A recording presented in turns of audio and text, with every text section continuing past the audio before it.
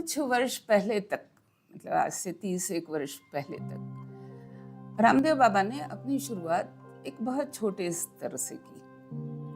तब कोई वो बहुत बड़ी आर्थिक संपन्न व्यक्ति नहीं थे, बल्कि आर्थिक विपन्नता ही कह लीजिए जो उन्होंने अपने जीवन के पूर्व काल में देखी। लेकिन उनके साथ दो अच्छी बातें थी। एक तो उन्हें खुद स्वयं योगासनों का, प्राणायाम का बहुत अच्छा ज्ञान था, और दूसरी बात कि उनके साथ आचार्य बालकृष्ण थे, जिन्हें आयुर्वेद के जड़ी बूटियों की अच्छी पहचान, अच्छी परख और उससे किस किस बीमारी में इलाज किया जाता है इसकी अच्छी जानकारी थी। तो इसी आधार पर इन दोनों ने मिल करके संयुक्त रूप से कार्यक्रम करने आरंभ किए, जहाँ रामदेव बाबा लोगों को बताते थे कि क्या क्या, कैसे प्राणायाम करो, कैसे योगा करो, है ना, कैसे ध्यान में बैठो थोड़ी देर। और बालकृष्ण जी बताया करते थे कि छोटी मोटी बीमारियों के लिए कि कैसे घरेलू उपचार किए जा सकते हैं। और उनकी सभाओं में 20, 25, 30 इस तरह से लोग जुड़ते थे। फिर कभी उनके पास इतनी साधन संपत्ति आई कि उन्होंने आस्था चैनल पर अपना एक रोजाना शो आरंभ किया, और कई लोग, मतलब उनके दर्शकों की या उनके शिविरों को अटेंड करने वालों की संख्या बढ़ती। अब इस बढ़ने के पीछे का एक बहुत महत्व का कारण है कि वे उस संस्कृति की या उस संस्कृति में बताए गए उपायों की बात कर रहे थे, जो कि हमारे देश में बहुत वर्षों से, हजारों वर्षों से चला आ रहा है। योग, नेचुरोपैथी, जड़ी बूटियाँ, अपने आसपास की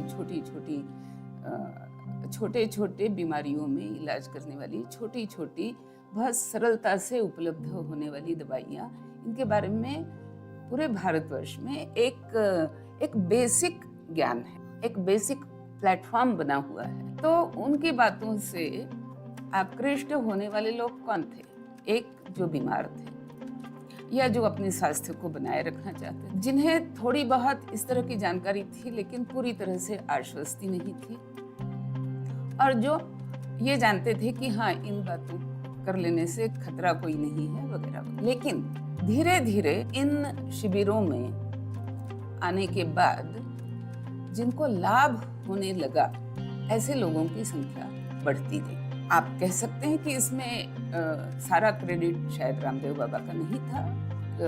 कुछ क्रेडिट तो इस बात का भी था कि लोग जल्दी उठते थे, जल्दी उठ जाया करते थे, क्योंकि हमारे यहाँ एक कहावत है कि जो जल्दी सोता है, जल्दी जागता है, उसे स्वास्थ्य लाभ बहुत अच्छी तरह से, उसका स्वास्थ्य लाभ मिलता है वगैरह। खैर, अब वहाँ से धीरे धीरे चल के रामदेव बाबा का ग्राफ बढ़ा, और उन्होंने सबसे जो अच्छा काम मैं कहती हूँ किया, वो अच्छा काम था कि विदेशी फार्मा कंपनियों की बनाई हुई वस्तुएं, जिनका भारत में बहुत बड़ा मार्केट उन्हें भारत में मिला हुआ था। एक मुझे याद आते हैं कुछ बातें। एक उसमें कोलगेट हुआ करता था, हिंदुस्तान लीवर की कुछ प्रोडक्ट्स हुआ करती थी। इसने सबसे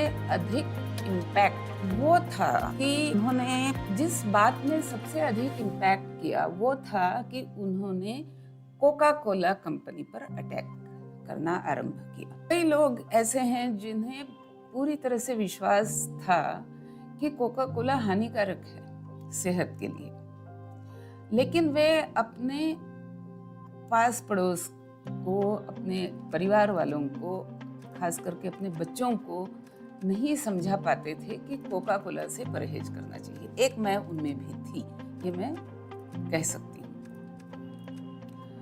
और लेकिन रामदेव बाबा ने कोका कोला के विरुद्ध जो मुहिम छेड़ी है और जो जीती है, जहां पर कोका कोला ने आमिर खान को भी उतार दिया था, और वो ठंडा ठंडा कूल इस तरह का कुछ विज्ञापन लेकर के वो आया था, कोका कोला, और एक तरफ कोका कोला जैसी बहुत बड़ी दिग्गज वैश्विक कंपनी जिसके आर्थिक संसाधनों की कोई कमी नहीं, दूसरी तरफ आमिर खान जैसा अतीव अतीव लोकप्रिय सुपर सुपर हिट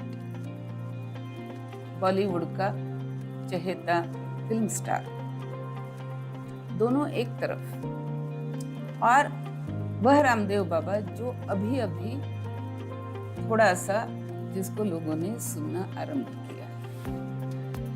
लेकिन चूंकि रामदेव बाबा की अपील में दो बातें थी, एक स्वास्थ्य रक्षा और दूसरी बात थी कि उनकी बातों में लोगों को सच्चाई झलकती थी, उनके कहने का तरीका, उनके समझाने का तरीका, उनके तर्क देने का तरीका।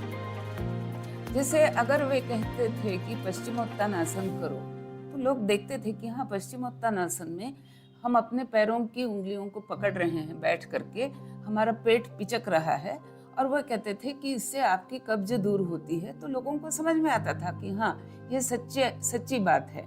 और अगर किसी ने उसी समय कहीं से एक योगा आसनों की पुस्तक ला करके पढ़ ली, तो उसमें भी पश्चिमोत्तानासन के जो उपाय, जो फल बताए जाएंगे, उसमें यही लिखा होगा मोर और लेस कि इससे कब्ज की कठिनाई, आपकी कब्ज की बीमारी या कष्ट दूर हो सकता है। तो सच्चाई भी लोगों को नजर आ रही थी।